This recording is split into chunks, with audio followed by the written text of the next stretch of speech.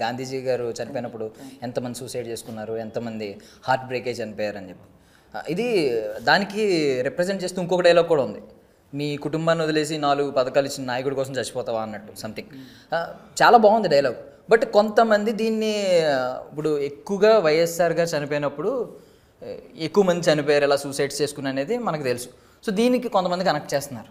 మరి ఇదేమన్నా మీ మైండ్లో ఇది కూడా ఉందా ఏమన్నా ఆ డైలాగ్ రాయడం? గాంధీ నిజంగానే దేశం కోసం చనిపోయిన వాళ్ళు, గాంధీ అవ్వచ్చు, ఇంకెవరైనా అవ్వచ్చు, నెహ్రూ అవ్వచ్చు, బోస్ అవ్వచ్చు, తిలక్ అవ్వచ్చు, ఓకే, భగత్ సింగ్ లాంటి వాళ్ళు ఓరి శిక్షలు అయ్యారు. సో దేశం కోసం, నేల కోసం, సమాజం కోసం కష్టపడి స్వాతంత్రం కోసం కష్టపడిన వాళ్ళు చనిపోతే 4 కన్నీటి చుక్కలు రాలుస్తాము, చాలా రోజులు బాధపడతాము. వాళ్ళ ఇన్స్పిరేషన్ని తీసుకొని మన లైఫ్లో కొన్ని మార్పులు చేసుకొని ముందుకెళ్తాం. అది కరెక్ట్. బట్ మనకిష్టమైన నాయకుడు చనిపోయాడని చచ్చిపోవడం, సూసైడ్ చేసేసుకోవడం రాజశేఖర రెడ్డి గారి దగ్గరే జరగల, చాలా చోట్ల జరిగింది.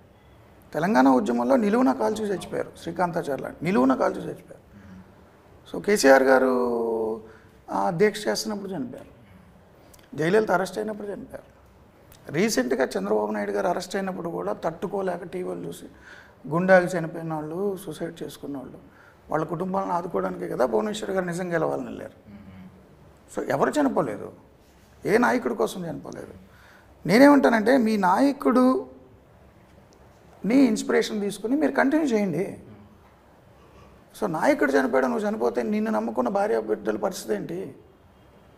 ఒక కుటుంబంలో జీవనాధారంగా ఉండి నైతిక స్థైర్యాన్ని ఇస్తూ పొద్దున్నే అలా బయటికి వెళ్ళిన వ్యక్తి, రాత్రి ఇంటికి కొడతాడు అనుకున్న వ్యక్తి శవంగా వస్తే ఆ కుటుంబంలో జరిగే విషాదం ఊహించగలరా? భార్య జీవితం ఏంటి, పిల్లల జీవితం ఏంటి? ఏదో అవుదాం అనుకున్న పిల్లలు ఏదోలాగా వెళ్ళిపోతారు సమాజంలో. సమాజాన్ని ఉద్ధరిద్దాం అనుకున్న పిల్లలు సమాజానికి బరువుగా మారిపోతారు. సో జీవితాలు మారిపోతాయి. సో నువ్వు అభిమానించడానికి కారణం ఏంటి నాయకుడి మీద? ఆయన చెప్పిన మాటలు, ఆయన చేసిన పాలన, ఆయన ఇచ్చిన 4 పథకాలు. నువ్వు చచ్చిపోతే నీ పిల్లల సంగతి ఏందిరా? ఇది నేను సొసైటీలో ఉన్న ఇష్యూస్ని ప్రశ్నించా. రాజశేఖర రెడ్డి గారు చనిపోయినప్పుడేనా? కేసీఆర్ గారు దీక్ష అప్పుడు లేదా? జయలలిత గారు చనిపోయినప్పుడు లేదా? చంద్రబాబు గారు అరెస్ట్ అప్పుడు లేదా? చాలా ఉన్నాయి కదా. యా